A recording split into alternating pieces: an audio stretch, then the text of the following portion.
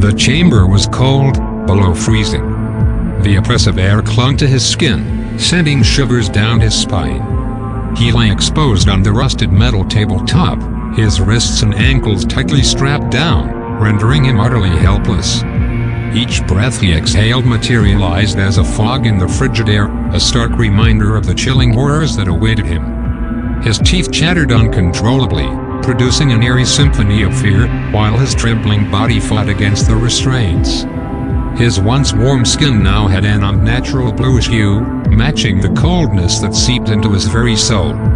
The room was devoid of any signs of life, except for the presence of his tormentors.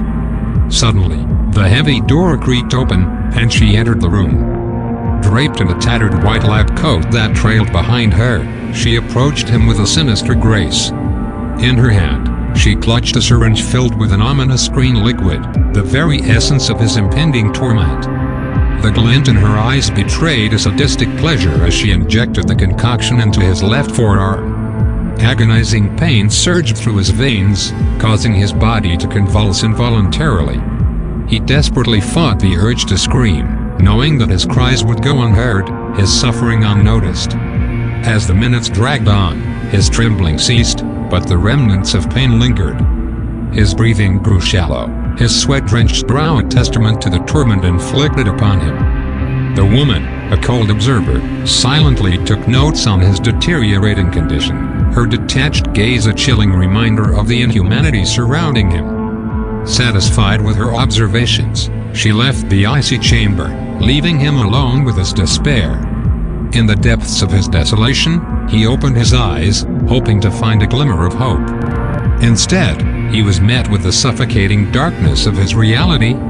Betrayed by his own parents and sold into the clutches of this abhorrent facility, he became a pawn in their twisted game of human experimentation. Each passing day brought fresh horrors as he was stripped bare and strapped to the cold, unforgiving table. The temperature within the chamber fluctuated mercilessly, subjecting him to extremes of scorching heat and bone-chilling cold. The room itself was an embodiment of desolation, its four metallic walls serving as a prison from which there was no escape. No windows offered a glimpse of the outside world, no pictures adorned the sterile environment. Only the watchful gaze of a camera in the corner, a constant reminder that his torment was observed from afar. Hours turned into days, and his emaciated form bore the scars of his ordeal. His once sturdy frame had wasted away, his skeletal form a haunting testament to the inhumanity inflicted upon him. His unkempt hair cascaded over his bony shoulders, a disheveled crown befitting a prisoner of this living nightmare. Cold showers, a mockery of cleanliness, offered no solace, only the cruel reminder of his degradation. As night descended upon his grim cell, he huddled under a meager blanket, its threadbare fabric doing little to shield him from the biting cold. Memories of a life once cherished danced at the edges of his fading consciousness. He longed for the company of friends, the warmth of his girlfriend's embrace, and the innocence of his little sister's laughter. Would his parents subject her to the same unspeakable horrors? Would she too fall prey to this wretched fate? With a flicker of fading hope, he yearned for her deliverance from this monstrous abyss. In what felt like an eternity, he was abruptly awoken by a vicious kick to his already battered ribs. Pain coursed through his fragile body as he was roughly pulled up by the elbow and dragged back to the dreaded chamber. Once again, he found himself bound tightly to the unforgiving table, his fate sealed. The tormentors wasted no time as they injected a sinister blue liquid into his veins, the final act in this macabre play. Surprisingly, it didn't cause the excruciating pain he had grown accustomed to. Instead, a strange tranquility washed over him as the thin fluid seamlessly merged with his bloodstream.